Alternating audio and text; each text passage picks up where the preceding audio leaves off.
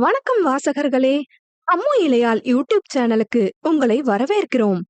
இன்னைக்கு நாம கேட்க போற கதை காற்றே ஓடாதே நில்லு. கதையின் குரலாய் நான் உங்கள் ஆர்ஜே காமாட்சி. இந்த கதை உங்களுக்கு பிடிச்சிருந்தா லைக் பண்ணுங்க, ஷேர் பண்ணுங்க. கதையை பத்தின கருத்துக்களை கமெண்ட் பண்ணுங்க. மறக்காம சேனலை சப்ஸ்கிரைப் பண்ணிடுங்க. வாங்க கதைக்குள்ள போகலாம். காற்று 16. தாரணி சோகமாக அமர்ந்திருக்க உள்ளே வந்தவன் கைபேசியை அவளிடம் நீட்டினான். என்னவென்று பார்க்க, அம்மா பேசணுமாம் என்றான். விஷயத்த சொன்னா, நல்லா ரெஸ்ட் எடு, ஸ்கேன் பார்த்துட்டு வந்தா போதும், தண்ணி சத்து இருக்க காய்கறியா பார்த்து சாப்பிடு, குனிஞ்சு நிமிந்து எதுவும் பண்ணாத. நம்ம மாமியாரா இது என்ற ஆச்சரியத்தில் மட்டுமே சொல்லிக் கொண்டிருந்தாள். பேசி முடித்ததும் கைபேசியை வாங்கிக் கொண்டு கௌதம் சென்றுவிட சங்கடத்தோடு அமர்ந்திருந்தாள். அங்கு சென்று தன்னை மீறி ஏதாவது ஆகிவிடுமோ என்ற பயம்தான் கௌதமிடம் கோபம் கொள்ள வைத்தது. சீதா மீண்டும் சாப்பிட அழைத்தார். அவர் எங்கம்மா என்று கேட்க, கிளம்பிட்டாரு என்றார். சொல்லாமல் கூட சென்று விட்டானே என்ற ஆதங்கத்தில் அழுகை முட்டிக்கொண்டு வந்தது தாரணிக்கு. அழைப்பு விடுத்தும் பதில் தரவில்லை. கால்களை குறுக்கி படுத்து அழத் துவங்கினாள். பிள்ளை இருப்பதை மறந்து தேம்ப கதவு திறந்ததும் தன் வீட்டு ஆட்கள் என கண் துடைக்க எழ வந்தது கௌதம். அவனை பார்த்ததும் அழுகை அதிகமானது. பார்த்து பயந்தவன் அருகில் செல்ல அணைத்து கொண்டாள். விட்டுட்டு போயிட்டீங்கன்னு பயந்துட்டேன். எங்க போக, உன்னை விட்டுட்டு பழம் வாங்கலாம்னு கடைக்கு போனேன் என்றதும் நிமிர்ந்தவள், சாரிங்க என்றாள். முதல்ல அழுறத நிறுத்து. உன்னை சந்தோஷமா வச்சிருக்கணும்னு தானே அம்மா கிட்ட பேசி 2 வாரம் இங்க இருக்க சம்மதம் வாங்கியிருக்கேன். இப்படி அழுதா என்ன அர்த்தம்? ரொம்ப கோவமா பேசிட்டேன், மன்னிச்சிடுங்க. இல்லடா, நீ குழந்தைக்காக தானே சொன்ன. எந்த பொண்ணா இருந்தாலும் இந்த மாதிரி நேரத்துல இப்படிதான் யோசிப்பா. நான் தான் புரிஞ்சுக்காம உன்னை கோபப்படுத்திட்டேன். இருவரும் ஒருவரை மாற்றி ஒருவர் மன்னிப்பு கேட்டு ஒரு வழியாக அந்த பிரச்சனைக்கு முற்றுப்புள்ளி வைத்தார்கள். விஷயம் அறிந்து கோபால் வாழ்த்து தெரிவிக்க தினேஷ் கண்டும் காணாமலும் இருந்து கொண்டான். ஊட்டி விடுறீங்களா என கொஞ்சி கேட்க உடனே அவள் ஆசையை நிறைவேற்றினான். அதை தொடக்கமாக வைத்து அந்த 2 வார காலமும் நன்றாக வாழ்ந்தாள் தாரணி. கேட்ட அனைத்தையும் மறக்காமல் செய்து கொடுத்தான். அவள் விருப்பத்திற்கு இணங்க 2 வாரமும் அங்கேயே இருந்தான். அவள் சொல்லவில்லை என்றாலும் மனைவி பிள்ளையை விட்டு போக விரும்பி இருக்க மாட்டான் கௌதம். மருமகள் முழுகாமல் இருக்கிறாள் என்ற செய்தியை கேட்டதும் மனம் மகிழ்ந்த இந்திராணி மகன் சொல்படி அங்கேயே இருக்க சம்மதித்தார். ஆனால் 2 வார காலம் மகன் இந்த பக்கம் வராமல் இருப்பது வருத்தத்தை கொடுத்தது. இயல்பாகவே அவர் குணம் நல்லவையாக இருந்தாலும் மருமகள்கள் குணம் அப்படி இல்லை. ராகினி 2 பிள்ளைகளை பெற்றெடுத்தது மாமியார் வீட்டில்தான். அவர் வீடு அந்த அளவிற்கு வசதி இல்லாததால் இங்கேயே இருக்க வைத்தார் இந்திராணி. அந்த நல்ல மனதை உணராது தாரணிக்கு மட்டும் எல்லாம் கிடைப்பதாக கொந்தளித்தார். திவ்யா தனக்கு குழந்தை இல்லாததால் தாரணியை கண் வைத்து விடுவேன் என்று மறைத்து வைத்திருக்கிறார்கள் என மனசாட்சி இல்லாமல் புலம்பினார். இரு மருமகள்கள் குற்றச்சாட்டை கேட்டு மனம் மாறினார். மகனை அழைத்து வீட்டிற்கு வர உத்தரவிட்டார். அவனோ இன்னும் 2 நாட்கள் தான் இருக்கிறது, மருத்துவமனை அழைத்து சென்றுவிட்டு வருகிறேன் என்றான். மகன் பேச்சிற்கு தலையாட்டியவர் தலை உருள ஆரம்பித்தது. எப்போது 2 நாள் முடியும் என்றிருந்தது. மனமகிழ்வோடு மருத்துவமனைக்கு கிளம்பினார்கள் கௌதம் தாரணி தம்பதிகள். அவர்கள் எதிர்பார்த்தது போலவே பிள்ளையின் இதய துடிப்பை கேட்டார்கள். இருவருக்கும் சொல்ல முடியாத ஆனந்த ஊற்று.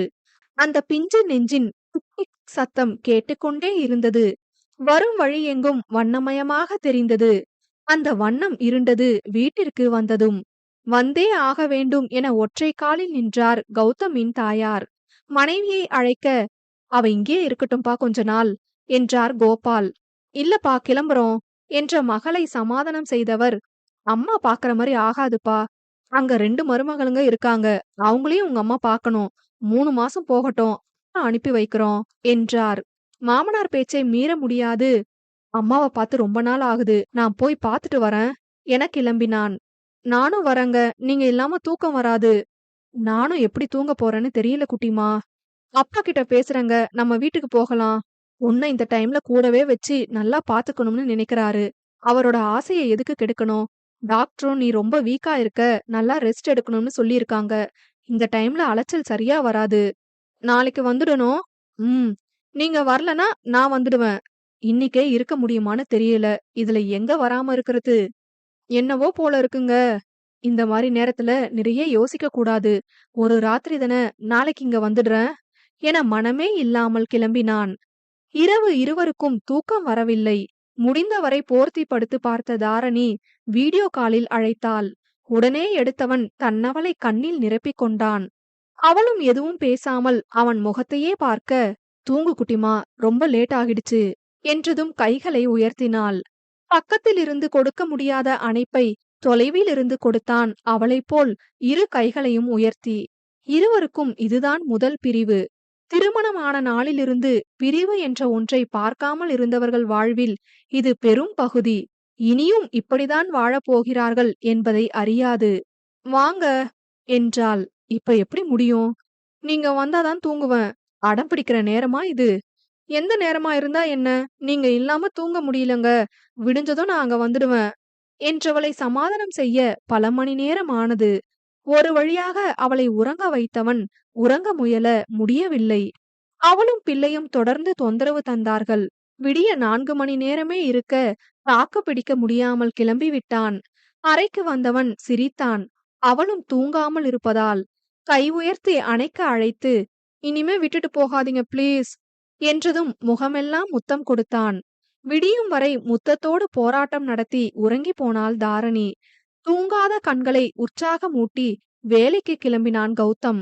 அங்கு இந்திராணி மகனை காணாது தேட, பொண்டாட்டி பின்னாடியே கதின்னு போறாரு. எங்களுக்கு இங்க இருக்க அம்மா வீட்டுக்கு கூட போக முடியல.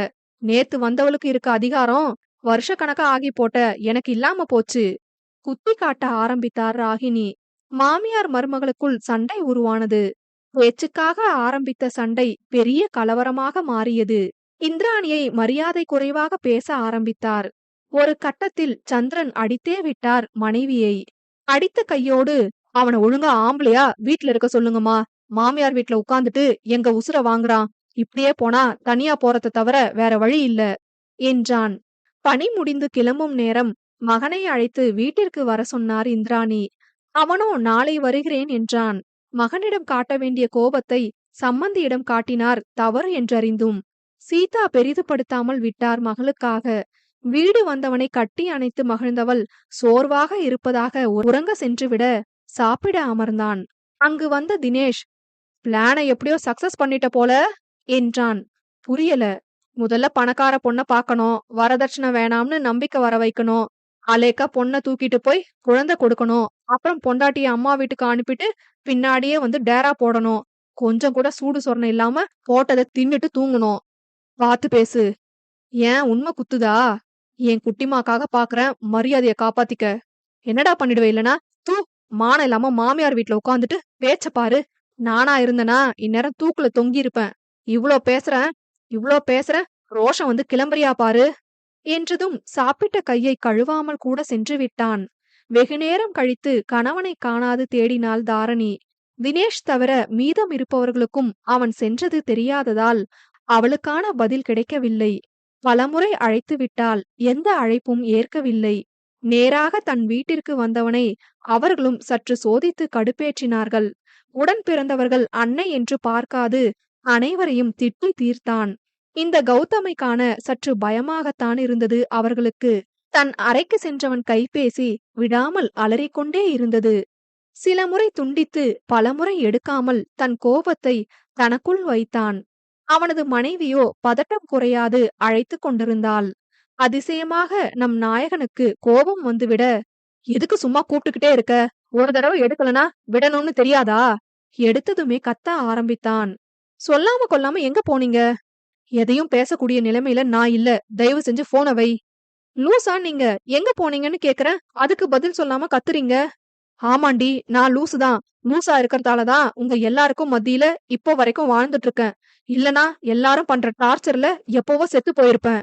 அங்க வந்தா உங்க வீட்டு ஆளுங்க தொல்ல, இங்க வந்தா என் வீட்டு ஆளுங்க தொல்ல. எங்கேயாவது நிம்மதி இருக்கா எனக்கு? ஓஹோ, உங்க வீட்டுலதான் இருக்கீங்களா? சொல்லாம போற அளவுக்கு அப்படி என்ன அவசியம்? உங்க அம்மா நடிப்பை தொடர முடியாம வந்தே ஆகணும்னு சண்டை போட்டாங்களா? அன்னைக்கு என்னமோ அவ்வளோ நல்லவங்க மாதிரி பேசினாங்க. அவங்களையெல்லாம் திருத்தவே முடியாது. முதல்ல கிளம்பி இங்க வாங்க. என்ன நடந்துச்சுன்னு தெரியாம பேசாத. எனக்கு எல்லாம் தெரியுங்க. நீங்க தான் உங்க அம்மாவுக்கு பயந்துட்டு அவசரமா ஓடி இருக்கீங்க. தாரணி, கடைசியா சொல்ற, போன வை. குட்டிமா தாரணி ஆகிட்டாளா? அப்ப என்ன விட உங்க அம்மா தான் உங்களுக்கு முக்கியம். ஏய், ஆமாண்டி, எனக்கு எங்க அம்மா தான் முக்கியம். நீ தேவையில்ல, போதுமா? இத்தோட போன் போடாம நிம்மதியா தூங்க விடு என்றவன் முற்றிலும் கைபேசியை அணைத்து வைத்துவிட்டு உறங்க ஆரம்பித்தான். மீண்டும் மீண்டும் அழைத்து கொண்டே இருந்தாள். நன்றாகத்தானே வேலை முடிந்து வந்தான். திடீரென ஏன் சென்றான், எதற்கு இவ்வளவு கோபமாக பேசுகிறான் என்பதை அறியாது அழ ஆரம்பித்தாள். தன் உடன் பிறந்தவன்தான் இதற்கு காரணம் என அறியாது அவன் வீட்டு ஆட்கள் மீது கோபம் கொண்டாள். கணவனிடம் பேசியே ஆக வேண்டும் என்ற முடிவோடு வீட்டை விட்டு கிளம்பினாள். அவள் செல்வதை பார்த்த பெற்றோர்கள் பிடித்து வைத்து விசாரிக்க, அவருக்கு என்ன ஆச்சுன்னு தெரியலப்பா, ரொம்ப கோபமா பேசுறாரு. என்கிட்ட ஒரு நாள் கூட இப்படி நடந்துகிட்டது இல்ல.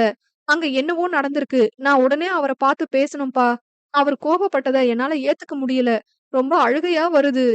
கதறி அழுதாள். வயிற்றுப் பிள்ளையோடு அவள் அழுவதைக் கண்ட பெற்றோர்கள் மனம் துடித்தது. சமாதானம் செய்து கௌதமை தொடர்பு கொண்டார்கள். அழைப்பு எதுவும் செல்லாததால் இந்திராணியை அழைத்தார்கள். நடந்த கலவரத்தில் நல்ல மனநிலையில் இல்லாதவர், என் மகனை எதுக்கு நீங்க கேக்குறீங்க? அவனை இந்த குடும்பத்துல இருந்து பிரிச்சது போதாதா? எப்ப உங்க பொண்ணு அவன் வாழ்க்கையில வந்தாலோ அப்பவே என் மகன் எனக்கு இல்லன்னு ஆகிட்டான்.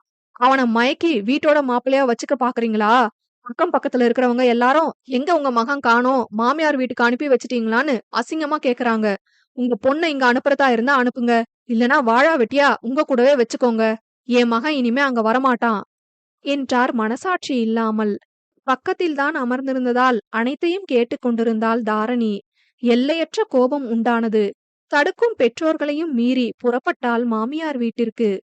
பின்னால் இவர்களும் செல்ல, தினேஷ் மனம் இதிலாவது தான் நினைத்தது நடக்க வேண்டும் என குரோதமாக நினைத்தது. காற்று 17. நள்ளிரவு 2 மணி இருக்கும். தன் மாமியார் வீட்டை அடைந்தாள் தாரணி. தூக்க கலக்கத்தில் கதவை திறந்த திவ்யா மாமியாரை அழைத்து வந்தாள். அவரை கண்டதும் எங்கிருந்துதான் அவ்வளவு கோபம் வந்ததோ தாரணிக்கு. என்ன நினைச்சிட்டு இருக்கீங்க உங்க மனசுல? போனா போகுது, என் புருஷனோட அம்மான்னு மரியாதை கொடுத்துட்டு இருந்தா ரொம்ப ஓவரா பண்றீங்க. யார வாழா வெட்டியா வாழ சொல்றீங்க? மரியாதையா நேத்து என் அம்மா கிட்ட பேசுனதுக்கும் இப்ப என் அப்பா கிட்ட பேசுனதுக்கும் மன்னிப்பு கேளுங்க. இல்லனா மாமியார்னு கூட பார்க்க மாட்டேன். வாய்க்கு வந்ததை பேசிடுவேன் என்று எகிறினாள்.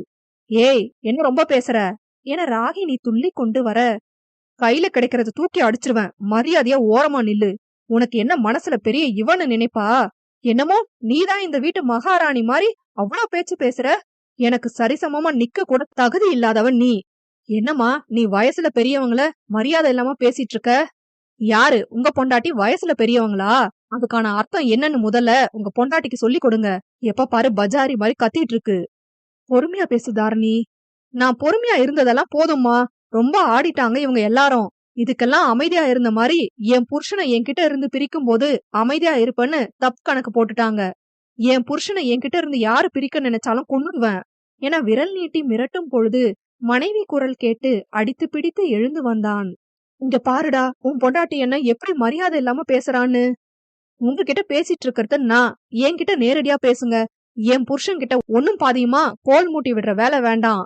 எதுக்கு இப்படி எல்லாம் பேசிட்டு இருக்க? நீங்க பேசாதீங்க. அப்படி என்ன உங்க அம்மா மேல உங்களுக்கு பயம்? என்ன தலைய சீவிடுவாங்களா என் கூட இருந்தா? இப்படி பயந்து சாகுறவரு எதுக்கு என்ன கல்யாணம் பண்ணீங்க? வார்த்தைய விடாத. உன்னை யார் இங்க வர சொன்னது? முதல்ல இங்க இருந்து கிளம்பு. நீ என்னப்பா என் பொண்ண எதுக்கு வந்தன்னு கேக்குற? இப்போ உங்க அம்மா போன்ல சொன்னதெல்லாம் உண்மைதானா? என் பொண்ண வாழா வெட்டியா என் வீட்டுல விட்டுட்டு வந்துட்டியா என்றதும் அன்னையை பார்த்தான். அவரோ, இந்த மாதிரி பேசுற பொண்ணு கூட என் பையன் இனி வாழ மாட்டான். உங்க வீட்லயே அவளை வாழா வெட்டியா வச்சுக்கோங்க என்றார். அன்னையை கண்டிக்கும் நேரம் அங்கு வந்த தினேஷ் தங்கை கணவனின் சட்டையை பிடித்தான். கௌதம் உடன் பிறந்த அண்ணன்கள் இருவரும் தம்பியை காக்க போராட இந்திராணி கத்தி கூச்சலிட்டார். அவர் குரல் கேட்டு அக்கம் பக்கத்தில் இருந்த அனைவரும் எழுந்து வந்து விட்டனர். தாரணி அண்ணனை தடுத்து கொண்டிருக்க சின்ன அண்ணன் சரவணன் தினேஷை பிடித்து தள்ளிவிட்டார். சுவற்றில் இடித்து பலமாக வீங்கியது நெற்றி. மகனை பார்த்த கோபால் அனைவரிடமும் சண்டைக்கு பாய எழுந்து வந்தவன் தாக்க ஆரம்பித்தான். அதுவரை பேச்சுவார்த்தை மட்டுமே நடத்தி கொண்டிருந்த கௌதம் மச்சான் சட்டையை பிடித்தான். அவனோடு சேர்ந்து அண்ணன்கள் இருவரும் அதையே செய்ய 5 ஆண்களும் மோதிக்கொண்டனர். அக்கம் பக்கத்தினர் தடுத்து கொண்டிருக்க, விடுங்க அவர. தாரணி தன் உடன் பிறந்தவனையும் தந்தையையும் தடுத்து கொண்டிருந்தாள். இந்த நிலையிலும் கணவனுக்கு ஆதரவாக செயல்படும் தங்கை மீது ஆத்திரம் பிறந்தது தினேஷிற்கு. அவள் மீதுள்ள கோபத்தை எதிரே இருந்தவர்களிடம் காட்டினான். அவர்களும் அதே அளவு கோபத்தை இவன் மீது காட்டிக் கொண்டிருக்க, அம்மா என்ற அகோர குரலோடு அங்கிருக்கும் தூணில் இடித்து விழுந்தாள் தாரணி. ஐவருக்கு நடுவில் தடுத்து கொண்டிருந்தவளை யார் இடித்தது என்று தெரியவில்லை. வயிற்றை பிடித்து கொண்டு வலியில் துடித்தவளை மருத்துவமனைக்கு அழைத்து சென்றார்கள். மனைவியோடு ஆம்புலன்ஸில் ஏற சென்ற கௌதமை அவன் வீட்டு ஆட்கள் தடுத்தார்கள். அதையும் மீறி ஏறப்போக தாரணி வீட்டு ஆண்கள் தடுத்தார்கள். உள்ளே படுத்தவாறு, என்னங்க என கை நீட்டி தாரணி அழைக்க, வெளியே அவளை பார்த்தவாறு, குட்டிமா என துடித்துக் கொண்டிருந்தான் கௌதம். அடுத்த 10 நிமிடத்தில் அங்கிருக்கும் தனியார் மருத்துவமனையில் சேர்க்கப்பட்டாள். பின்னால் வந்து சேர்ந்தவன் கடவுளை வேண்டிக் கொண்டு பதைபதைப்பில் நின்றிருந்தான். அவன் உயிராய் வணங்கும் சிவனின் மந்திரத்தை ஓயாமல் சொல்லிக் கொண்டிருக்க கடவுள் கைவிட்டார். நேற்று கேட்ட இதய துடிப்பு நின்றது. அவன் உயிர் வெறும் உயிராய் அர்த்தமில்லாமல் போனது. அண்ணன் குழந்தையாவது கையில் ஏந்தி தன் துயரத்தை பகிர்ந்தான். தன் குழந்தையின் முகம் கூட உருவாகாத நிலையில் தன்னை விட்டு பிரிந்ததை எண்ணி ஓலமிட்டான் மருத்துவமனை அலற. சுயநினைவு திரும்பிய தாரணி தலையில் அடித்துக்கொண்டு அழுதாள். இந்நிலையில் அழக்கூடாதென கூறியும் கேட்காதவள் மயங்கி சரிந்தாள். அவள் குரலை கேட்டுக்கொண்டிருந்த கௌதம் மனதில் அளவில்லாத ஆத்திரம். கொலைவெறியோடு உள்ளே நுழைந்தவனை கோபால் தடுத்துவிட, என் கண்ணு முன்னாடி அவ இனி வரக்கூடாது, வந்தா என் பிள்ளை போன இடத்துக்கே அனுப்பிடுவேன் மிரட்டி விட்டு சென்றான். 4 நாள் ஆகியும் புத்தி தெளியாது படுத்த படுக்கையில் இருந்தாள். கண் முழித்ததும் கௌதமை தான் தேடினாள். அவன் இல்லாது பிள்ளை பிரிவை மறக்க போராடியவள், போன் கொடுங்க, அவருக்கு போன் பண்ணணும் என்றாள். அறிவே இல்லையா உனக்கு? அவன் என்ன சொல்லிட்டு போனான்னு சொல்லியும் பேசணும்னு சொல்ற? உன் புத்திக்கு நல்லா புரிய வை. அவன் இனிமே உன்னை பார்க்க வரமாட்டான். அவர் ஏதோ கோபத்துல சொல்லிருப்பாருப்பா. என்னை விட இதுல அவர்தான் ரொம்ப கஷ்டப்படுவாரு. போனை கொடுங்க, நான் பேசணும். நான் அப்பவே சொன்னல்லப்பா, இவ திருந்த மாட்டான்னு. பிள்ளைய கொன்னவன் மேலேயே இறக்கப்படுறா பாருங்க என தினேஷ் சொன்னதும் அதிர்ந்தவள், என்ன சொல்ற என்று கேட்டாள். அவன் உயிரை அவனே கொல்வானா என்ற சிந்தனை இல்லாமல் கணவன் வீட்டு முன்பு நிற்க பார்த்தவன் அரைந்து விட்டான். கோபால் மருமகன் சட்டையை பிடிக்க, யோ கூட்டு போய உன் பொண்ண, என் பிள்ளைய கொன்ன கொலைகாரிய பாக்க பிடிக்கல எனக்கு. கூச்சமே இல்லாம நிக்கிறா பாரு. இந்த ராட்சசி வயித்துல உதிச்ச பாவத்துக்கு தான் என் பிள்ளை இல்லாமலே போயிடுச்சு. வார்த்தையை விட்டான். என்ன தள்ளி விட்டு என் பிள்ளைய கொன்னது நீதான். பண்றதெல்லாம் பண்ணிட்டு பழிய என் மேலேயே போடுறியா என்றவள் கண்ணம் மீண்டும் சிவந்தது. விஷயம் அறிந்ததும் கௌதம் வீட்டு ஆட்கள் சொன்ன முதல் வார்த்தை, உன்மேல் இருந்த கோபத்தில்தான் குழந்தையை அழித்து விட்டாள் என்றுதான். சாதாரணமாக இருந்திருந்தால் காது கொடுத்து கேட்டிருக்க மாட்டான். தற்போதைய நிலை அப்படி இல்லையே. தீயில் மண்ணெண்ணெய் ஊற்றி தகதகவென வைத்திருந்தான். அந்நேரம் இவள் கண்ணில் பட இருவருக்கும் இடையில் எல்லாம் முடிந்தது. பிரிந்து வாழ்ந்து 1 மாதம் ஆகிவிட்டது. 30 நாளும் துணையின் நினைவை ஒதுக்க முடியவில்லை. இருந்தும் நல்ல நினைவாக இல்லாததால் சேரவும் முடியவில்லை. அவன் வீட்டில் பூதாகரமாக பேசப்பட்டாள் தாரணி. இங்கோ விவாகரத்து கேள் என ஓயாமல் மூளை சலவை செய்தான் தினேஷ். 1 மாதம் என்பது 6 மாதமாக மாறியது. நடந்த சம்பவத்தை மறக்க முடியவில்லை இருவராலும். குடும்பத்து ஆட்கள் அனைத்தையும் மறந்து அவரவர் வேலையை கவனிக்க சென்று விட்டனர். கௌதம் வேலையே கதி என்று இருக்க, தன் அறையே சிறை என்று வாழ்ந்தாள். பெற்றோர் மன ரீதியாக கவலை கொள்ள தினேஷ் திருமண பேச்சு அவற்றை மாற்றியது. நினைத்ததை நிறைவேற்றிய மகிழ்வில் இருந்தவனுக்கு அடுத்த அதிர்ஷ்டமாக மனைவி வந்தாள். தன் துணையை இழந்த தாரணிக்கு ஒவ்வொரு நொடியும் முள்மீது நிற்பது போன்று இருந்தது. அவர்கள் திருமணத்திற்காக செய்யும் ஒவ்வொரு செயலும் தன்னவனை நினைவு கூர்ந்தது. ஆணாக தினேஷ் செய்யும் செயலையும் தன் கணவன் செய்த செயலையும் எடை போட்டு பார்த்தாள். எதிலும் ஈடு செய்ய முடியாத உயரத்தில் நின்றான் கௌதம். முன்பு நடந்த சம்பவங்களில் புரியாத அவனின் மனநிலை ஒவ்வொரு நாளும் ஒவ்வொரு விதமாக புரிய ஆரம்பித்தது. பெண் வீட்டில் தாரணியை பற்றி அதிகம் கேட்டார்கள். கணவனுடன் சேர்ந்து வாழாத பெண்ணை வீட்டில் வைத்துக்கொண்டு தன் பெண் எப்படி வாழ முடியும் என்று கேள்வி எழுப்பினார்கள். மனைவி பேரழகியாக இருப்பதால் எப்படியாவது மனம் முடித்து விட வேண்டும் என்று பரபரத்தான் தினேஷ். அதற்கு தடையாக இருக்கும் தங்கையின் வாழ்க்கையை தாம் தான் கெடுத்தோம் என்பதை மறந்து நேரம் கிடைக்கும் போது எல்லாம் அவளை வதைத்தான். பெற்றோர்களும் மெல்ல புது மருமகளுக்கு முக்கியத்துவம் கொடுக்க செல்லா காசாகி போனாள். அதிலும் தாலி கட்டும் நேரம் நாத்தனார் முடிச்சை போட போக, புருஷனோட வாழாம இருக்க பொண்ணு முடிச்சு போட்டா எங்க பொண்ணு வாழ்க்கை எப்படி நல்லா இருக்கும் என அவளை ஒதுக்கி வைத்தார்கள். கோபமே கொண்டாலும் தன்னை விட்டு விலகாது அரவணைத்து நிற்கும் கணவனின் துணையை அதிகம் தேடியது அவள் மனது. தினேஷ் தன் மனைவியோடு மிக நெருக்கமாக இருக்க பொறாமை இல்லை என்றாலும் தன் துணை வேண்டும் என்றது. கைபேசியில் அவனுடன் எடுத்துக்கொண்ட புகைப்படங்களை பார்த்து ஏங்கினாள். கணவன் நெஞ்சே பஞ்சுமெத்தையாக திருமணத்திற்கு பின் மாறிவிட அவ இல்லாமல் துளியும் தூக்கம் இல்லை. வயிற்றோடு வயிற்றாக காணாமல் சென்ற குழந்தை ஒரு புறம், உயிரோடு உயிராக தன்னை தாங்கிய கணவன் பிரிவு ஒரு புறம் என தன்னைத்தானே சிதைத்து கொண்டாள். அவன் நினைவு அவனை பற்றி விளக்கியது. எந்த நொடியும் கோபம் கொள்ளாதவன் ஏன் அன்று கோபம் கொண்டான்? மருத்துவமனை செல்லும் பொழுது கூட தன்னோடு வர துடித்தவன் எப்படி மனம் மாறி பிரிந்தான்? அண்ணன் சொன்னது போல் குழந்தையை கொல்ல முயன்றிருப்பானா? அப்படி செய்திருந்தால் குழந்தையை கொன்றதாக என் மீது ஏன் பழி சுமத்த வேண்டும்? இவ்வளவு நாட்களாக தன்னை வந்து பார்க்காமல் இருக்கும் அளவிற்கு எந்த இடத்தில் என்ன தவறு செய்தோம் என தன்னையே ஆராய்ச்சியில் ஈடுபடுத்தி கொண்டாள்.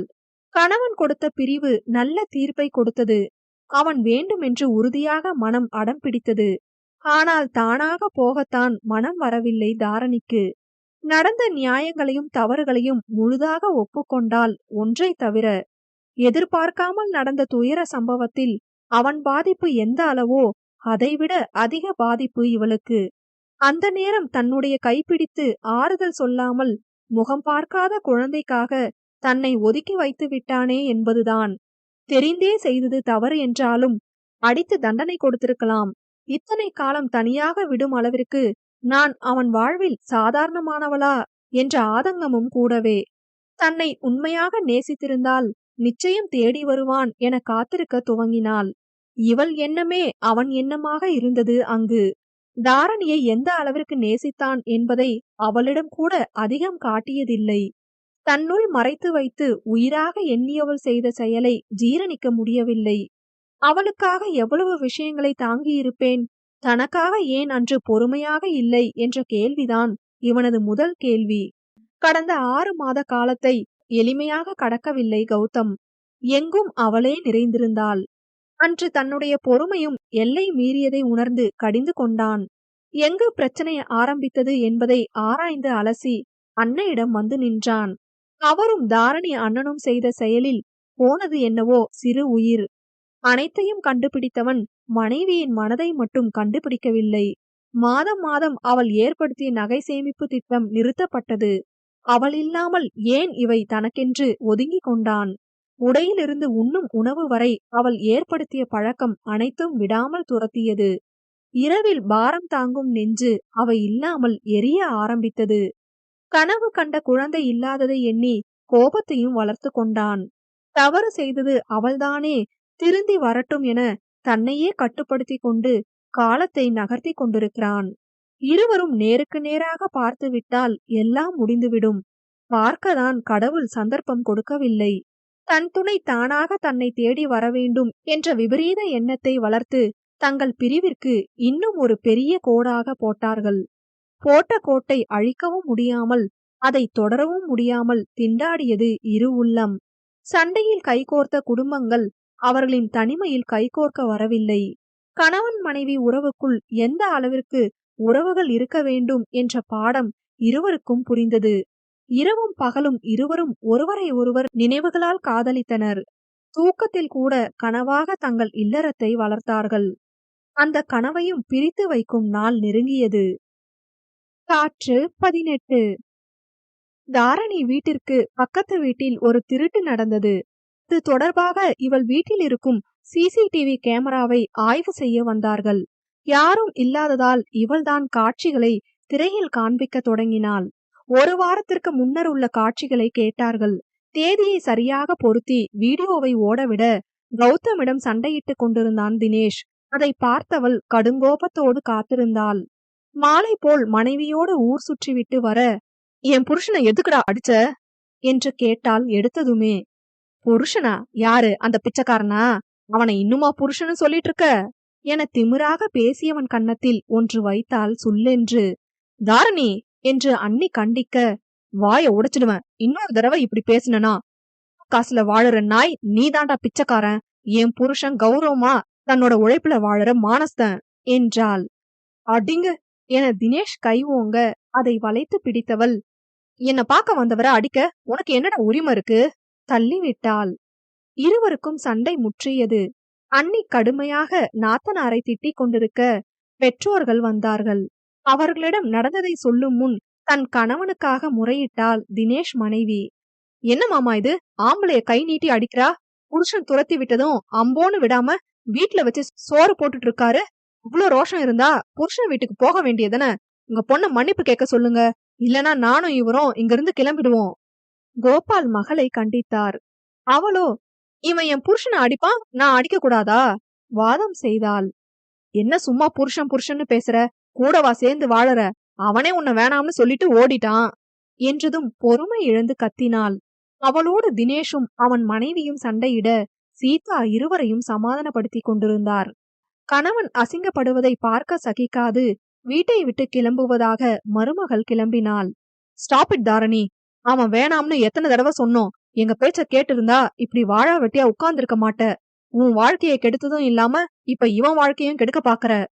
அப்பான்னா, இனி ஒரு வார்த்தை பேசுன, செல்லமா வளர்த்த பொண்ணுன்னு கூட பாக்க மாட்டேன், ஓங்கி அரைஞ்சிடுவேன் என்றதும் திடுக்கிட்டாள். உன்னாலதான் இந்த வீட்ல எப்ப பாரு பிரச்சனை வருது என்ற கோபால் மருமகளை சமாதானம் செய்ய மௌனமாக தன் அறைக்கு சென்று விட்டாள். எவ்வளவு அழ முடியுமோ அவ்வளவு அழுகை அவளிடம். மூச்சு திணறி தூங்கியும் போனாள். தூக்கத்தில் அவளது கணவன் வேறொரு பெண்ணோடு மணமேடையில் அமர்ந்திருந்தான். ஆழ்ந்த உறக்கத்திலேயே வேண்டாம் என போராடி கொண்டிருந்தாள் தாரணி. காது கொடுத்து கேட்காதவன் பக்கத்தில் இருந்த பெண்ணின் கழுத்தில் 3 முடிச்சு போட்டான். மணமேடைக்கு ஓடியவள் அந்த பெண்ணின் கழுத்தில் இருந்த தாலியை விசிறி அடித்து, வேணாம் வேணாம், இது கழுத்துல இருக்க கூடாது, இது எனக்கு சொந்தமான தாலி, எனக்கு மட்டும்தான் என் புருஷன், அவரை நான் யாருக்கும் தரமாட்டேன் என கத்தி ஆர்ப்பாட்டம் செய்தாள். அவள் அலறலில் அனைவரும் கூடிவிட பதறி எழுந்தவள் தன் கழுத்தில் இருந்த தாலியை தான் தூக்கி எறிந்தோம் என்பது உணராது கணவனை தேடி ஓடினாள். மகளுக்காக பெற்றோர்கள் இருவரும் பின்னால் போக தடுத்து விட்டான் தினேஷ். அடித்து பிடித்து அவன் வீட்டு வாசலில் நிற்க கதவு பூட்டப்பட்டிருந்தது. செய்வதறியாது கண்ணீர் விட்டவள் அக்கம் பக்கத்தில் இருப்பவர்களிடம் விசாரித்தாள். இன்று கௌதமிற்கு திருமணம் என்ற இடியை இறக்கி தரையில் விழ வைத்தார்கள். மார்பிலும் தலையிலும் அடித்துக் கொண்டு அழுதாள். எந்த மண்டபம் என்று விசாரிக்க இந்நேரம் திருமணம் முடிந்திருக்கும் என்றார்கள். தன்னவன் தன்னை விட்டு சென்று விட்டான் என்ற துக்கத்தில் குத்தி பிடித்தது போல் நடந்தாள். இரவு வரை கடற்கரையில் அமர்ந்திருந்தவள் மனம் வீட்டுக்கு செல்ல விரும்பவில்லை. அவன் இல்லாத வாழ்வை முற்றிலும் வெறுத்தவள் எப்படியோ தன் வாழ்வின் போக்கை மாற்றிக்கொண்டு கோயம்புத்தூர் வந்து சேர்ந்தாள். மனைவி வீட்டிற்கு வருவதற்கு 1 வாரத்திற்கு முன்னால் அலுவலகத்தில் அமர்ந்திருந்தான் அவள் நினைப்பில். மதிய நேரம் வந்ததும் நண்பன் சாப்பிட அழைத்தான். வேண்டா வெறுப்பாக அங்கு செல்ல மற்றொரு நண்பன் சோகமாக அமர்ந்திருந்தான். 1 மாதம் கழித்து இப்போதுதான் அலுவலகம் வந்திருக்கிறான். தன் துயரத்தை மறைத்து அவனிடம் பேச்சு கொடுக்க, கல்யாணமான 2 வருஷத்துல 3 தடவை குழந்தைய இழந்துட்டோம். என் மனைவி ரொம்ப உடைஞ்சிட்டா, அதான் கூட இருந்து பாத்துக்கிட்டேன் வருந்தினான். அவனுக்கு ஆறுதலை சொல்லி கொண்டிருக்க, அவளை சீக்கிரம் இதுல இருந்து வெளியே கொண்டு வரணும். எவ்வளவு கொடுமைக்கார பொண்ணா இருந்தாலும் தாய்மா அவங்கள இன்னொரு குணத்துக்கு மாத்தும். நல்லபடியா கிடைச்சிட்டா மறுபிறவிய நோக்கி போறவங்க இழந்துட்டா இருக்க பிறவிய வெறுத்து வாழ்வாங்க.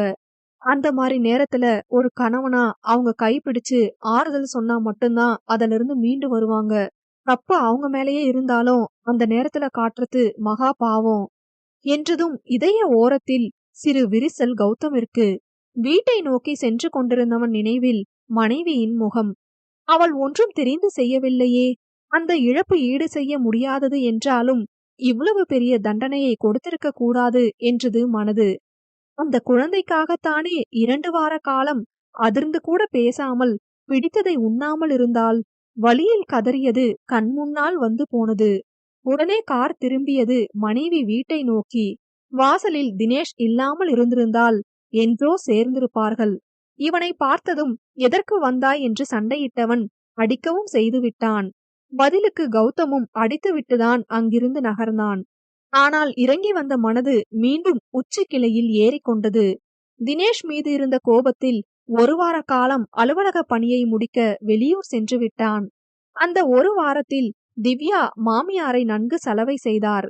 அவர் தங்கைக்கு கௌதம் மீது ஒரு பார்வை இருந்தது. வெளிப்படுத்தும் நேரம் தாரணி வந்துவிட்டாள். கைமீறி போனதை கைப்பற்ற நினைத்தாள். திவ்யாவின் காதிற்கு விஷயம் வர கணவன் மூலம் மாமியாரை சம்மதிக்க வைத்தார். இப்படியே விட்டால் மகன் வாழ்வு வீணாகிவிடும் என்ற பயத்தில்தான் அவற்றிற்கு ஏற்பாடு செய்தார். வீடு திரும்பியவனிடம் விஷயத்தை சொல்லாமல் கோவிலுக்கு அழைத்து சென்றார்கள். அங்கு போன பின்தான் அனைத்தும் தெரிய வந்தது. தாரணி கணவன் கோவில் என்று பார்க்காது கலவரம் செய்து விட்டான். டேய், கடைசி வரைக்கும் இப்படியே இருக்க போறியா? சாகர வரைக்கும் இப்படிதாமா இருப்பேன். என்னால என் மனைவி இடத்துல வேற பொண்ணு நினைச்சு கூட பார்க்க முடியாது. நீங்க என்னடானா கல்யாணம் பண்ணி வாழ சொல்றீங்க? நீதான் இன்னும் பொண்டாட்டின்னு உருகிட்டு இருக்க. அவ விவாகரத்து கேட்டு ஆள் அனுப்பியிருக்கா என்றதும் அதிர்ந்தான். சண்டை முடிந்த சில நாட்களில் விவாகரத்து கேட்டார்கள் தாரணி வீட்டார்கள். அவளுக்கும் இதில் விருப்பம் என்றது போல் செய்தி வந்தது. இருந்த கோபத்தில் தருகிறேன் என்று விட்டான். அதன்பின் அந்த பேச்சு எழவில்லை. போன வாரம் அவன் அண்ணன் ஃப்ரெண்டு வந்து சொல்லிட்டு போனான். உனக்கு தெரிஞ்சா சங்கடப்படுவேன்னு நாங்க தான் சொல்லாம மறைச்சிட்டோம். உண்மையை அறிய அவள் வீட்டிற்கு சென்றான். அந்த நேரம்தான் தாலியை விசிறி அடித்து அவன் வாழ்வை சூனியமாக்கினார்கள். மனைவியா இதை தூக்கி எறிந்தது என்ற விரக்தியில் தாலியை பார்த்து கொண்டே அவளை போல் ரோட்டில் நடந்து வந்தான். நொந்து வீடு வர பக்கத்தில் இருப்பவர்கள் தாரணி வந்த விஷயத்தை கூறினார்கள். மீண்டும் அவளை தேடி அவளது பிறந்தகம் ஓடினான். மகளை காணாது அழுது கொண்டிருந்தார் சீதா. முடிந்தவரை தேடி தோற்றவன் இரவெல்லாம் கால் போன போக்கில் நடந்தான். இந்திராணி தொடர்ந்து அழைக்க, அவ இல்லாம இனி அந்த வீட்டுக்கு வரமாட்டேன் என்றதோடு விடுதியில் தங்கியவன்தான் அதன்பின் அங்கு செல்லவில்லை. சரியாக உண்ணாமல் உடல் மெலிந்து மருத்துவமனையில் அனுமதிக்கப்பட்டான். துணைக்கு ஆளில்லாமல் திண்டாடியவன் எண்ணிற்கு தொடர்பு கொண்டான் நண்பன் கௌதம். அவன் உறங்கிக் கொண்டிருக்க செவிலியர் எடுத்து விஷயத்தை கூறினார். அமெரிக்காவில் இருந்து உடனே புறப்பட்டனர் கௌதம் நிஷா தம்பதிகள். இவ்விருவரும் அவனின் நெருங்கிய நண்பர்கள். இருவரின் காதலுக்கு முழு ஆதரவு கொடுத்தான். நாட்கள் செல்ல இரு வீட்டாருக்கும் விஷயம் தெரிய வந்தது. கடைசி வரை சம்மதம் கிடைக்காமல் வேறு ஒருத்தியோடு கட்டாய திருமணம் செய்து வைக்கப்பட்டது நிஷா கணவனுக்கு. விஷயம் அறிந்த நிஷா தற்கொலைக்கு முயன்றாள். காப்பாற்றிய குடும்பத்தார்கள் அவசரமாக திருமணத்திற்கு ஏற்பாடு செய்தார்கள். எப்படியோ அதை நிறுத்தியவள் நண்பன் உதவியோடு தனியாக வாழ ஆரம்பித்தாள். கட்டாய திருமணம் வெகு நாட்களுக்கு நீடிக்கவில்லை. கௌதம் திருமணம் செய்த பெண் 3 மாதத்திலேயே ஒத்து வராது என சென்றுவிட்டாள். அவளிடம் இருந்து போராடி விவாகரத்து பெற்றவன் காதலியை தேடி சென்றான். கோபத்தில் இருந்தவள் கண்டு கொள்ளாமல் தண்டனை கொடுத்தாள். மனமுடைந்த நண்பனை சரி செய்து தன் அலுவலகத்தில் பணி ஒன்றை ஏற்பாடு செய்தான். இரு வீட்டு பெற்றோர்களும் மீண்டும் எதிர்ப்பு தெரிவித்தார்கள்.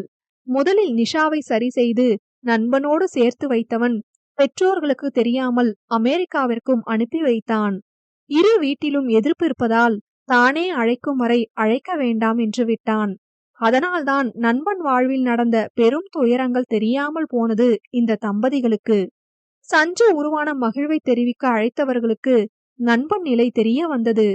என்ன நடந்தாலும் சமாளிக்கலாம் என்ற முடிவோடு இவனிடம் வந்தவர்கள் தாரணி பற்றி பலமுறை கேட்டுவிட்டார்கள். வாய் திறக்காமல் அடம் பிடித்தவன் பணியிடை மாற்றம் செய்து பெங்களூர் குடிபுகுந்தான். அவனை தனியே விடாது தம்பதிகளும் உடன் சென்று விட்டனர். தனிமையே தன் வாழ்வென்று இருந்தவன் கையில் சஞ்சுவை கொடுத்தார்கள். குழந்தைகள் மீது அலாதி அன்பு கொண்டவன் மனம் சிறிது சிறிதாக மாற ஆரம்பித்தது. குழந்தை முதலில் இவனைத்தான் அப்பா என்று அழைத்தது. தங்கள் வாழ்வை மீட்டு கொடுத்தவன் வாழ்வை மீட்டெடுக்க பிள்ளையை முழுவதுமாக அவன் வசம் ஒப்படைத்தார்கள். காலப்போக்கில் அவர்களின் பெற்றோர்களும் ஏற்றுக்கொண்டனர். இரு கௌதமும் சேர்ந்து சஞ்சு பெயரில் பிசினஸ் ஆரம்பித்தார்கள். அதில் ஒன்றாகத்தான் கோயம்புத்தூர் வந்திருந்தார்கள். முதலில் தம்பதிகள் வருவதாக இருக்க அவசர வேலை காரணமாக தாரணி கணவனோடு வந்தாள். இங்குதான் தாரணி இருக்கிறாள் என தெரியாமலே வந்து சேர்ந்தான் கௌதம். இவர்களின் வரலாற்றையும் பெயரையும் அறியாத வேணி மாற்றி சொல்லிவிட தாரணி வாழ்வில் மீண்டும் ஓட்டம். தன்னவள் குழம்பியதை வைத்து விளையாட நினைத்தவன் இத்தனை நாட்களாக போக்கு காட்டிக் கொண்டிருந்தான். சென்னை சென்று வந்த நாட்களில் நிஷாவின் கணவன் கோயம்புத்தூர் வந்துவிட்டான். அந்த நேரம் தாரணிக்கு அலுவலகத்தில் வேலை அதிகமாக இருக்க இதை அறியவில்லை. அதனால்தான் அன்று பரிசு கூப்பன் கொடுக்க வரும் பொழுது கௌதம் பதறி வெளியே அழைத்து செல்ல முயன்றது. 4 வருடங்களாக ஆடிக்கொண்டிருந்த ஆட்டத்திற்கு இனியாவது முற்றுப்புள்ளி வைப்பார்களா? காற்று 19. கடந்த கால நிகழ்வுகள் முழுமையாக தீர்ந்தது. அதை உணராத இரு நெஞ்சங்கள் தீராதென கவலை கொண்டனர். நிஷா தன் நண்பனுக்கு ஆறுதல் சொல்ல நண்பன் மனைவியிடம் பேச முடியாமல் தடுமாறினான் கௌதம். தப்பு தாரணி பண்ணதாவே இருக்கட்டும், இனியும் அதை பத்தி பேசி எந்த பிரயோஜனமும் இல்ல. அவளை நீ எந்த அளவுக்கு காதலிக்கிறேன்னு கூட இருந்து பார்த்த எங்களுக்கு நல்லா தெரியும். கோபத்தை விட்டுட்டு போய் பேசு, எல்லாம் சரியாயிடும். நடந்த எல்லாத்துக்கும் நான் தான் காரணம். என் குட்டிமாவ தப்பு சொல்லி இன்னும் பாவத்தை தேடிக்க விரும்பல என்றதும் குழம்பிய நிஷா, புரியல என்றாள். என் வீட்டு ஆளுங்கள ஆரம்பத்திலேயே அடக்கி வச்சிருந்தா இவ்ளோ தூரம் வந்திருக்காது. இது நான் பண்ண முதல் தப்பு. தனியா போகலாம்னு சொல்லும் போதே அவ உணர்வுக்கு மதிப்பு கொடுத்திருந்தா இந்த பிரிவு வந்திருக்காது. இது என்னோட 2வது தப்பு. என்ன தவிர அவர் வேற எந்த பொண்ணையும் நினைச்சு கூட பார்க்க மாட்டாருன்னு நம்பிக்கையை கொடுத்திருக்கணும். அத கொடுக்காதது 3வது தப்பு. இது எல்லாத்தையும் விட துணை நிற்க வேண்டிய இடத்துல அவளை தனியா விட்டது பெரிய தப்பு. ஒரே நேரத்துல 2 பிரிவை தாங்கிக்க முடியாம எவ்வளவு துடிச்சிருப்பா எனும் பொழுது இரு கண் ஓரத்திலும் நீர்த்துளிகள் நில்லாமல் வந்து கொண்டிருந்தது. அதை கண்டு மனம் கலங்கிய நிஷா துடைத்து விட்டு, "அப்புறம் எதுக்காக இத்தனை நாள் அவளையும் கஷ்டப்படுத்தி நீயும் கஷ்டப்பட்டுட்டு இருந்திருக்க?" என்று கேட்க, என் சட்டைய பிடிச்சு 4 அடி அடிச்சிருந்தா கூட கவலைப்பட்டிருக்க மாட்டேன் நிஷா. மிஸ்ஸஸ் கௌதம்னு சொன்ன ஒத்த வார்த்தைய நம்பிட்டாளே, அத நினைக்கும் போதுதான் உள்ள குத்துது. யாரோ சொன்னத கேட்டா சரி, நேர்ல என் கண்ண பாத்துமா கண்டுபிடிக்க முடியல. இப்ப என் காதல் உண்மை இல்லையா என்றான். இப்ப என்னதான் பண்ணலாம்னு இருக்க? நான் அவளை கஷ்டப்படுத்தியதெல்லாம் போதும். இனியாவது என் குட்டிமா ரொம்ப சந்தோஷமா இருக்கணும். அதுக்கு என்ன பண்ணணுமோ அத பண்ணிட்டு தான் இங்க இருந்து போவேன். நீ கூட இருக்கிறது தான் அவளுக்கு சந்தோஷம். இல்ல, நான் கூட இருந்தா திரும்பவும் அவ வாழ்க்கையில கஷ்டத்தை மட்டும்தான் பாப்பா. எங்கேயோ வசதியா வாழ்ந்த பொண்ண கல்யாணம் பண்ணி கொடுக்க கூடாத எல்லா கஷ்டத்தையும் கொடுத்துட்டேன் என்றவன் வெடுக்கென்று திரும்பினான் நிஷா பக்கம். திடுக்கிட்டு முகத்தை பின் திருப்ப, அவ வீட்ல அவ ராணி, இங்க ஏதோ ஒரு அனாதை மாதிரி வாழ்ந்துட்டு இருக்கா. சத்தியமா இங்க பாப்பன்னு நினைக்கல.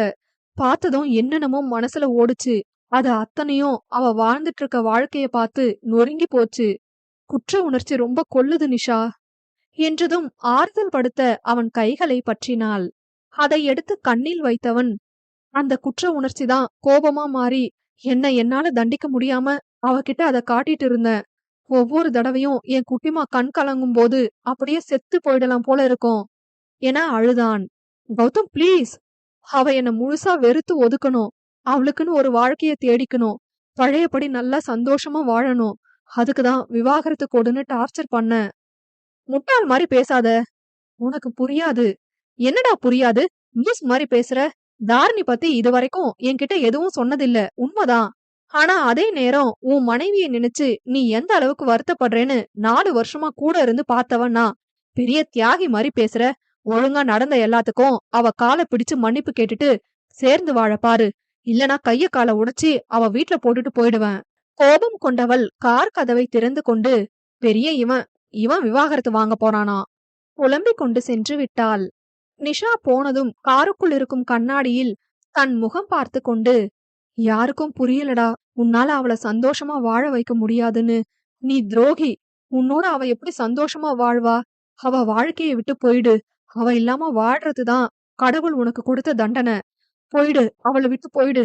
உன்னால ஒரு நாளும் சந்தோஷமா வச்சிருக்க முடியாது, போயிடு. நீ பாவி, பொண்டாட்டிய நல்லா பாத்துக்க முடியாத பாவி. போயிடு, அவ உனக்கு வேணாம் என்று தன் கன்னத்தில் தானே அடித்து கொண்டான், வீங்கி போகும் அளவிற்கு. வெகு நேரமாக பேச தயங்கிக் கொண்டிருந்தவன், இந்த பாருமா, உனக்கு என்ன ஆறுதல் சொல்றதுன்னு எனக்கு தெரியல. தப்பெல்லாம் அவன் மேலதான் இருக்கு.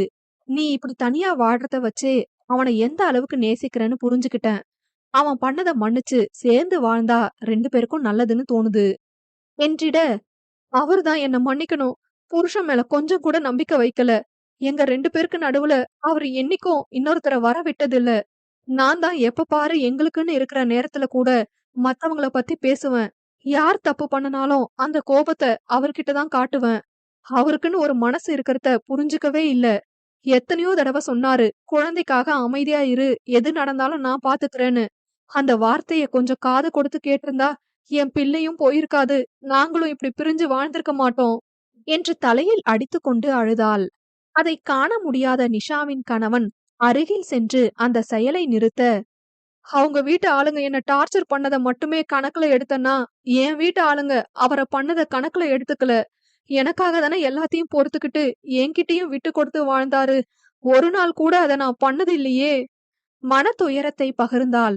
போனதெல்லாம் போயிடுச்சுமா. இனிமே 2 பேரும் சந்தோஷமா வாழ பாருங்க. இவ்ளோ தப்பையும் நான் பண்ணிட்டு எந்த மூஞ்சிய வச்சு அவர் கூட வாழ்வேன்? நாளைக்கு ஏதாவது ஒரு சின்ன பிரச்சனை வந்தாலும் பழைய மாரி நடந்துக்க மாட்டேனா? நான் அவருக்கு பொருத்தமான பொண்ணு இல்லனா? என்னோட வாழாம இருக்கிறது தான் அவருக்கு நல்லது. என்னம்மா பேசுற நீ? இவ்ளோ காதல மனசுல வச்சுட்டு முட்டாள்தனமா யோசிக்கிற. நீங்க 2 பேரும் ஒருத்தர் இல்லாம இன்னொருத்தர் வாழ மாட்டீங்கன்னு கூட இருக்க எங்களுக்கு புரியுது. ஏன் உங்களுக்கு புரியல? இந்த தடவையாவது தப்பு பண்ணிடக் கூடாதுன்னு தான் இப்படி யோசிக்கிறேன். அவர் வீட்டு ஆளுங்களோட சேர்த்து வச்சுட்டு கண்ணுல படாம எங்கேயாவது போயிடுவேன். என்றவளிடம் என்ன பேசுவது என்று தெரியவில்லை நிஷா கணவனுக்கு. போதும் என்றவரை பேசி பார்த்தவன், இனி இவர்களே பேசி தீர்த்து கொள்ளட்டும் என வெளியேறிவிட்டான். அவன் சென்ற பின் சுதந்திர பறவையாக அழுதவள், அந்த நேரம் நீங்க எனக்கு இல்லன்னு மட்டும்தான் என் புத்தி சொல்லுச்சு. என் புருஷன் எனக்கு இனி இல்லையோன்னு கேட்டு கேட்டே புத்தி குழம்பி போயிட்டேன். சத்தியமா உங்கள சந்தேகப்பட்டோ, நம்பாமலோ ஊர விட்டு வரலங்க. என்னால நீங்க இல்லங்கறத ஏத்துக்க முடியாத விரக்தியில வந்துட்டேன். என்ன மன்னிச்சிடுங்க. ரொம்ப கஷ்டப்படுத்திட்டேன். அப்படியே தரையில் படுத்துக் கொண்டாள். நிஷா தன் கணவனை கண்டதும் என்னவென்று விசாரிக்க, இவங்கள என்ன சொல்றதுன்னு தெரியல என கௌதம் பேசியதையும் பகிர்ந்தாள். அதிகமான அன்பு கூட வாழ்க்கைக்கு பெரும் சிக்கல்னு நிரூபிக்கிறாங்க. அவங்க தான் இதுல இனிமே முடிவு பண்ணணும். நம்ம கையில எதுவும் இல்ல நிஷா. இது எல்லாத்துக்கும் நான் தான் தம்பி காரணம். உங்கள இதுவரைக்கும் நேர்ல பார்க்காததால எதையோ சொல்ல போய் கடைசில இங்க வந்து நிக்குது. தாரணி கிட்ட நான் பேசி புரிய வைக்கிறேன். வேணி அவ்விடம் விட்டு நகர, வேண்டாங்க்கா, இனிமே 3வது மனுஷங்க சொல்லி எதையும் புரிஞ்சுக்கிற நிலைமையில அவங்க உறவு இல்ல. ஒருத்தருக்கு ஒருத்தர் அதிகமா காதலிக்கிறாங்க. அந்த காதலே உண்மை எது பொய் எதுன்னு நிரூபிக்கும் என்று விட்டாள். இவர்கள் பேசிக் கொண்டது போல் வேண்டாம் என்ற இருவரும் ஒருவரை ஒருவர் நினைத்து கொண்டிருந்தனர். காதல் கொண்ட இதயம் தன் துணை என்ன செய்து கொண்டிருக்கும் என யோசித்தது. தன்னை போல் அழுது கொண்டிருக்குமா அல்லது தான் யோசித்தது போல் பிரிய யோசித்துக் கொண்டிருக்குமா என்ற பெரும் கலந்துரையாடலில் இருந்தார்கள். எவ்வளவு நேரம்தான் உடல் உறுப்புகள் அழுகையை உற்பத்தி செய்து கொண்டிருக்கும்? போதும் என நிறுத்திவிட்டதும் நடந்ததை எல்லாம் தனியாக யோசித்து பார்த்தார்கள். எத்தனை முறை கடந்த காலத்தையும் உண்மை தெரியும் வரை நடந்த நிகழ்காலத்தையும் யோசித்து பார்த்தாலும் திருந்துவதாக இல்லை. அந்நேரம் மொத்தமாக விலகவும் தைரியம் இல்லை. வாய் வார்த்தையில் மட்டுமே விலகுவதாக தங்களை தாங்களே ஏமாற்றிக் கொண்டிருக்கிறார்கள். எழுந்து முகம் கழுவி வந்தவள் வேணி வீட்டிற்கு செல்ல போக, என் வீடு கார் பார்க்கிங்ல என்றது நினைவிற்கு வந்தது. இந்த வார்த்தையை நூல் போல் பிடித்து கொண்டவள் யோசனையோடு அங்கு நிற்க, கௌதம் கார் நின்று கொண்டிருந்தது. சற்று நகர்ந்ததுமே அவன் அதில் இருப்பதை உணர்ந்து கொண்டாள். கார் முன்னால் நின்றவளை பார்க்காது கண்மூடி அமர்ந்திருந்தான். தயக்கத்தை விடுத்து கார் கண்ணாடியை தட்ட விழி திறந்தவன் அவளையே பார்த்தான். சற்று குனிந்து மங்கலாக தெரிந்த கண்ணாடி வழியாக தன் கணவனை அவளும் பார்க்க துவங்கினாள். இருவருக்கும் இடையில் கண்ணாடி ஒன்றுதான் வேலியாக இருந்தது. அதை தாண்டி நெருங்க முடியாது என்ற தைரியத்தில் கண்ணாடியில் தெரியும் அவள் உருவத்தை தொட்டு ரசித்தான். தாரணி விழியில் இருந்து உவர் நீர் 2 சொட்டாக வெளியேறியது. அதை கண்டு துடித்தவன் தன் விழியிலிருந்தும் கண்ணீரை வெளியேற்றி சமன் செய்தான். கண்ணாடியில் அவள் கை வைக்க உள்ளிருந்து அந்த கைரேகைக்கு பொருத்தமாக தன் கைரேகையை வைத்தான். அழுகை விசும்பலாக சிறிது வெளியேறி இதழை ஒட்டி எடுக்க கை கொண்டு வருடி ரசித்தான். இரு இதழ் ரேகைகள் அவன் விரல் ரேகை பட்டு அழிந்து போக ஆரன் சத்தம் இருவரையும் பிரித்தது. பிரிவை பற்றி பேச வந்தவள் அவனை கண்டதும் மாறி போனதை எண்ணி வருந்த, அவளிடம் செல்லும் மனதை கண்டிக்கவே காரை எடுத்துக்கொண்டு கிளம்பிவிட்டான் கௌதம். அந்த காரின் வேகம் அவன் கொண்ட வெறுப்பை புரிய வைத்தது. இனியும் நெருங்கக்கூடாது என்ற முடிவோடு தன் இல்லம் சென்று விட்டாள். சாப்பிட அழைக்க வரவில்லை கௌதம். வெகுநேரம் கழித்து வீடு வந்தவன் சஞ்சுவோடு விளையாடுவது போல் தம்பதிகள் கையில் சிக்காமல் இருந்தான். புரிந்து கொண்டவர்கள் அவன் போக்கில் விட்டு விட்டார்கள். வேணிக்குதான் என்னவோ போலிருந்தது. அவனிடம் பேச முயல, என் திருமண வாழ்க்கையை தவிர எதை பத்தி வேணா பேசுங்க என்று விட்டான் முகத்தில் அடித்தது போல்.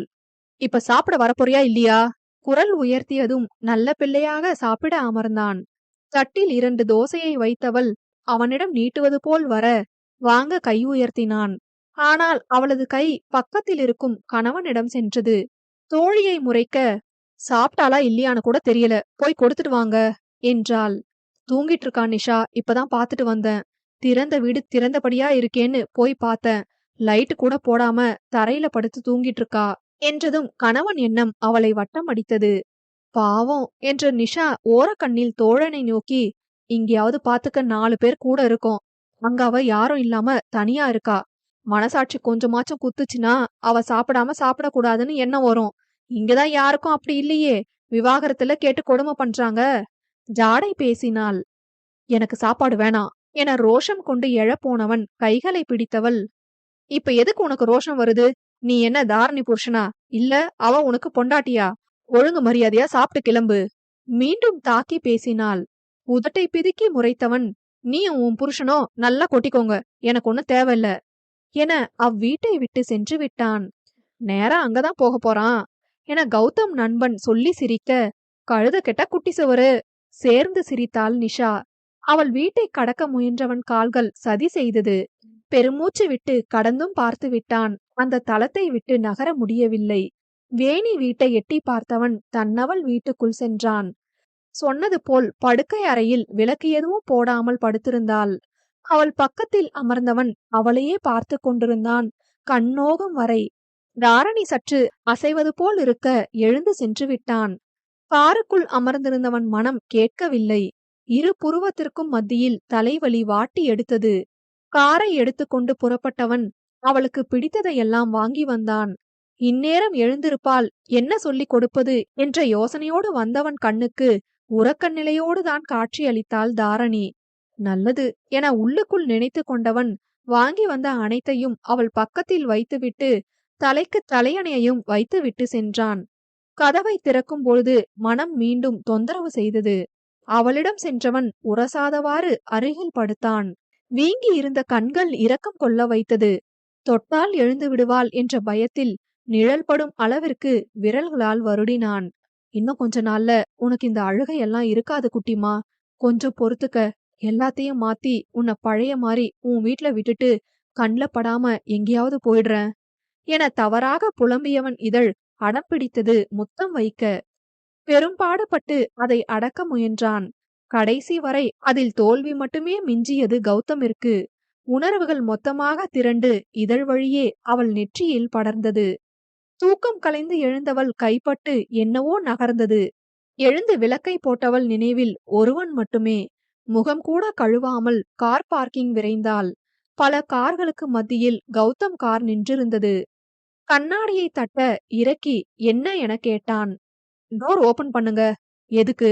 பண்ணுங்க சொல்றேன் என்றதும் அவன் கதவை திறக்க, இதையெல்லாம் எதுக்கு பண்ணீங்க? இத்தனை நாளா சாப்பிட்ட எனக்கு இப்ப சாப்பிட தெரியாதா? எதுவும் இல்லைன்னு ஆயிடுச்சு, எதுக்கு இந்த அக்கறை என்றாள். என்ன உளறிட்டு இருக்க? இதை யாரு வாங்கிட்டு வந்தாங்களோ அவங்க கிட்ட இந்த டயலாக சொல்லு. தேவையில்லாம என்கிட்ட பேச சாக்கு தேடாத. அவனை முறைத்தவள் வாங்கி வந்த அனைத்தையும் அவனிடமே கொடுத்து விட்டு, அதுக்கெல்லாம் எனக்கு நேரம் இல்ல, யார் என்னன்னு பார்த்து நீங்களே கொடுத்துடுங்க என்றிட, திமிரு உடம்பெல்லாம் என்றான். இந்த அக்கறைக்கு தகுதியான ஆள் நான் இல்லங்க. என்கிட்ட வந்தா உங்க நிம்மதி போயிடும். சீக்கிரம் நீங்க கேட்ட விவாகரத்தை கொடுக்கறேன் என நினைத்தவள் உள்ளம் உண்மையை எடுத்து சொல்லி கலங்க வைத்தது. காற்று 20. 2 நாட்கள் கடக்க இருவரிடமும் எந்த மாற்றமும் இல்லை. அவரவர் வேலையை அவரவர் கவனித்தார்கள். சுற்றி இருந்த மூவருக்குத்தான் பைத்தியம் பிடித்தது. என்ன மனநிலையில் இருக்கிறார்கள் என்று சுத்தமாக புரியவில்லை. தாரணியிடம் பேச்சு கொடுக்க, அவரை பத்தி என்கிட்ட எதுக்கு சொல்றீங்க என்றாள். இவனிடம் பேச சந்தர்ப்பம் கிடைப்பதே இல்லை. இல்லாத வேலையை இருப்பதாக காட்டிக்கொண்டு போக்கு காட்டிக் கொண்டிருக்கிறான். கௌதம் நிஷா தம்பதிகளுக்குத்தான் பெரும் தலைவலியாக இருந்தது. இன்னும் 10 நாட்களில் இங்கிருந்து புறப்பட வேண்டும். போகும்பொழுது தாரணி வருவாளா அல்லது கௌதம் இங்கேயே இருப்பானா என்பதுதான் விளங்கவில்லை. வேலைகளையெல்லாம் ஒதுக்கி வைத்த தம்பதிகள் இவர்களைப் பற்றி பேசிக் கொண்டிருந்தார்கள் வேணியிடம். தாரணி விஷயம் தெரிந்ததிலிருந்து அவள் மீதான அக்கறை இன்னும் அதிகரித்தது வேணிக்கு. 2 நாட்களாக இவர்தான் சமைத்துக் கொடுக்கிறார் 3 வேளையும். வேலைக்கு செல்வதையே மறந்தவள் வீடே உலகம் என்று இருக்கிறாள். இன்று 3வது நாள் மத்தியமான பின்பும் கதவு திறக்கவில்லை. கௌதம் வந்ததிலிருந்து தன் அறையை தவிர எந்த கதவையும் பூட்டி வைப்பதில்லை தாரணி. அவள் எழுவதற்கு முன் உணவு மேஜையில் வைத்துவிட்டு சென்று விடுவார் வேணி. மதிய உணவை எடுத்துக்கொண்டு வர காலை உணவு அப்படியே இருந்தது. யோசனையோடு கதவை தட்டினார். வெகுநேரம் கழித்து சிரமப்பட்டு எழுந்து வந்தவள் நிற்க முடியாமல் சுவற்றில் சாய்ந்தாள். அவள் விழுவதற்குள் தாங்கி பிடித்தவர், என்னம்மா உடம்பு முடியலன்னு ஒரு வார்த்தை சொல்லக்கூடாதா? இப்படியா காலையில இருந்து படுத்திருப்ப? மெத்தையில் அமர வைத்தார். அதெல்லாம் ஒண்ணும் இல்லக்கா, ரொம்ப லைட்டா ஃபீவர் அவ்வளவுதான். பக்கத்துல நிக்கிற எனக்கு அனல் அடிக்குது. லைட்டா ஃபீவர்னு சாதாரணமா சொல்ற. இப்ப எல்லாம் நீ ரொம்ப மாறிட்ட தாரணி. அக்கா அக்கான்னு உரிமையா பேசுவ. இப்ப எதையும் வாய் திறந்து சொல்றதில்ல. அந்த மாதிரி எல்லாம் எதுவும் இல்லக்கா. காலையில இருந்து எந்திரிக்க முடியல. அந்த அசதியில அப்படியே தூங்கிட்டேன். கொஞ்ச நேரத்துக்கு முன்னாடிதான் கண் விழிச்சேன். அவள் பக்கத்தில் அமர்ந்தவர் ஆதரவாக கலைந்திருந்த முடிகளை காதுக்கு பின் ஒதுக்கிவிட்டு, நடந்ததையெல்லாம் மறந்துட்டு இனி வர வாழ்க்கைய சந்தோஷமா வாழ பாரு தாரணி. நான் பார்த்த வரைக்கும் உன் புருஷன் ரொம்ப நல்ல பையனா தெரியறான். உன்னை ரொம்ப காதலிக்கிறான்னு எல்லாரும் பேசுறத வச்சு புரிஞ்சுக்க முடியுது. இந்த மாதிரி ஒத்தையா இனி எத்தனை நாளைக்கு கஷ்டப்பட போற என்றிட, எங்கக்கா பசங்கள காணோம் என்றால் சம்பந்தம் இல்லாமல். புரிந்து கொண்டவர் அந்த பேச்சை அப்படியே நிறுத்திவிட்டு, ஹாஸ்பிடலுக்காவது வரியா இல்ல என் வேலைய நான் பார்க்க போகட்டுமா என்றார் ஆதங்கத்தோடு. அந்த அளவுக்கு எல்லாம் ஒண்ணும் இல்லக்கா, ஆவி பிடிச்சா சரியாகிடும். தாரணியிடம் மேற்கொண்டு என்ன பேசுவது என்று தெரியவில்லை அவருக்கு. கோபம் இருந்தாலும் காட்ட முடியாத சந்தர்ப்ப சூழ்நிலையை எண்ணி அமைதியாக அங்கிருந்து விடைபெற்றார். தன் வீட்டிற்கு வந்துவிட்டாரே தவிர மனம் கேட்கவில்லை. சமையலறையில் சமைத்தவாறு புலம்பிக் கொண்டிருந்தார். மதியம் போல் வேலைகளை முடித்து வீடு திரும்பிய தன் கணவன் உட்பட 4வருக்கும் உணவுகளை எடுத்து வைத்தவர் புலம்புவதை நிறுத்தவில்லை. அதை கண்ட அவரது கணவர் மனோஜ், எதுக்குமா சாப்பாடு போட்டுட்டு இப்படி புலம்பிக்கிட்டு இருக்க என்று விசாரித்தார். என்ன தங்க சொல்றது, ஒன்னும் புரியல. உடம்பு அப்படி நெருப்பா கொதிக்குது. ஒண்ணுமே இல்லைன்னு சாதிக்கிறா. நானும் 3 நாளா பாத்துட்டு தான் இருக்கேன். முகமெல்லாம் அப்படி வீங்கி போய் இருக்கு. அழுது அழுதே ஜுரம் வர வச்சுட்டா. அந்த பொண்ணு எப்படி வழிக்கு கொண்டு வரத்துன்னு சத்தியமா தெரியல. வேணி சொல்வதை வைத்து அது தாரணி என்று புரிந்து கொண்ட அனைவரும் கௌதமை பார்த்தார்கள். 2 நாட்களாக அவளை சந்திக்கவில்லை. பார்த்தால் மனம் அவளிடமே சென்று விடுவதால் கடினப்பட்டு ஊருக்கு செல்லும் வரை இப்படியே இருக்க முடிவெடுத்திருந்தான். அந்த எண்ணம் தன்னவள் உடல்நிலை சரியில்லை என்று தெரிந்ததும் நொறுங்கியது. சாதத்தில் வைத்த கையை அவசரமாக கழுவிக்கொண்டு வெளியேறினான். நிஷா அவனுக்கு பின்னால் செல்ல, அவனே பாத்துப்பான், நீ போகாத. கணவன் தடுத்து விட்டான். 2 பேரும் சரியா பேசுறது இல்லைங்க. நடக்கிறத மட்டும் வேடிக்கை பாரு. வேணி சென்ற பின் அரை கதவை மூடாமல் படுத்திருந்தாள். நேராக அவளிடம் வந்தவன், உடம்பு முடியலனா ஹாஸ்பிட்டலுக்கு போக தெரியாதா? சின்ன பிள்ளை மாதிரி சாக்கு சொல்லிட்டு இருக்க. சத்தம் போட கடினப்பட்டு எழுந்தமர்ந்தாள். நான் நல்லாதான் இருக்கேன் என்ற 4 வார்த்தையை சொல்லி முடிப்பதற்குள் அத்தனை முகசுழிப்பு அவளிடம். அவள் அருகில் சென்றவன் தொட்டு பார்த்து இன்னும் கோபம் கொண்டான். தாரணி முடியாமல் படுத்துவிட, எந்திரி என்று எழுப்பினான். எனக்கு ஒண்ணும் இல்ல, விடுங்க என்றவளை உடல் நோகாதவாறு தூக்கியவன் மருத்துவமனைக்கு அழைத்து சென்றான். சாதாரண உடல் கொதிப்புதான், ஓய்வெடுத்தால் சரியாகிவிடும் என்றார். மனம் கேளாதவன் ஊசி போடுமாறு பரிந்துரை செய்ய அலறினாள் தாரணி. அவளை பார்வையால் அடக்கியவன் மருத்துவரை தொந்தரவு செய்தான். ஏற்கனவே அவர் தாரணியை கேட்டுவிட்டுதான் வெறும் மாத்திரையை மட்டும் எழுதி கொடுத்தார். இப்பொழுது கௌதம் பேச்சை கேட்டவர் தாரணியை பார்க்க கண்களால் கெஞ்சி வேண்டாம் என்றாள். கடைசியில் அவன் பேச்சுதான் வென்றது. நடக்க முடியாமல் சிரமப்பட்டவளை கைத்தாங்களாக அழைத்து வந்தவன், இங்க உட்காரு, வந்துடுறேன் என்று விட்டு சிறிது நேரத்தில் பழச்சாரோடு வந்தான். தாரணி எப்பொழுதும் பழச்சாற்றில் இனிப்பு சுவையை சேர்க்க மாட்டாள். அதை மறக்காமல் அப்படியே வாங்கி வந்தவன் அவள் கையில் திணித்துவிட்டு காரை கிளப்பினான். வீடு வந்து சேர மாலை போல் ஆகிவிட்டது. தன்னை முறைத்துக் கொண்டு நிற்கும் எதிர்வீட்டு ஆட்களை பார்க்காது தாரணியோடு அவள் இல்லம் நுழைந்து கதவை அடைத்து கொண்டான். வந்ததும் சோர்வில் உறங்க ஆரம்பித்தாள். காரம் சேர்க்காமல் மிதமான சூட்டில் கஞ்சி காய்ச்சி எடுத்து வந்தான். சாப்பிட சிரமப்படும் மனைவியை கட்டாயப்படுத்தி ஊட்டிவிட்டான். தான் என்ன செய்கிறோம் என்ற எண்ணம் கௌதமிற்கும், தனக்கு என்ன செய்து கொண்டிருக்கிறான் என்ற எண்ணம் தாரணிக்கும் நன்றாக புரிந்தது. தன் செயலை நிறுத்தவோ அல்லது அவன் செயலை தடுக்கவோ இருவருக்கும் மனமில்லை. என்ன வேண்டும் வேண்டாம் என்ற நிலையில் அவர்கள் இல்லாததால் மனம் ஒன்றும் செயலொன்றும் இருக்கிறது. மாத்திரை கொடுத்து உறங்க வைத்தவன் கை கால்களையெல்லாம் பிடித்து விட்டான். இதமாக இருந்தது தாரணிக்கு. அந்த இதத்தில் நல்ல ஆழ்ந்த உறக்கத்திற்கு சென்று விட்டாள். அதை கூட உணராது வெகு நேரமாக அவள் கால்களை பிடித்து விட்டு கொண்டிருந்தான். தூக்க கலக்கத்தில் அவள் திரும்பி படுக்கும் பொழுதுதான் உணர்ந்தான். இருந்தும் செயலை நிறுத்தாதவன் தொடர்ந்து அதையே செய்து கொண்டிருந்தான்.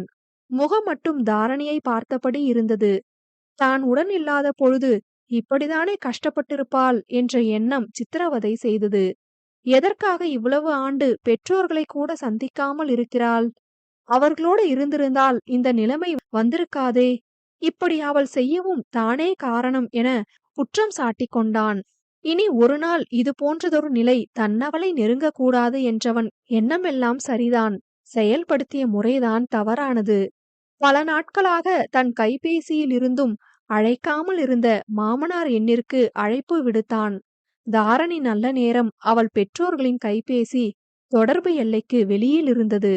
இல்லம் நுழைந்தவனை கேவலமாக பார்த்தாள் நிஷா. அதைக் கண்டும் காணாதது போல் வேலை விஷயமாக பேச்சு கொடுத்தான். அவளோ பதில் கொடுக்காமல் இருக்க, இப்ப என்ன தெரியணும் உனக்கு என்றான் நேரடியாக. நீ பைத்தியமா இல்ல நான் பைத்தியமான்னு தெரியணும். நேரடியா பேசு. என்னத்தடா பேச சொல்ற?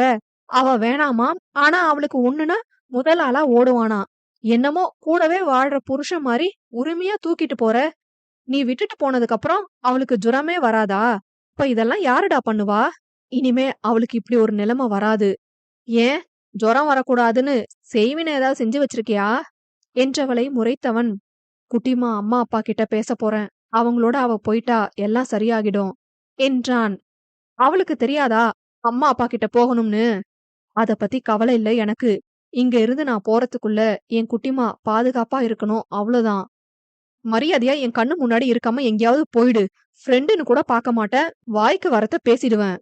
நாங்க சேர்ந்து வாழ்றது சரி வராது நிஷா என்றவனை தகாத வார்த்தையால் திட்டினாள். கேட்டுக்கொண்டிருந்த வேணி குழந்தைகளை வெளியில் அழைத்து வந்துவிட, தன் தோழியா இது என்ற பெரும் அதிர்வில் அமர்ந்திருந்தான் கௌதம்.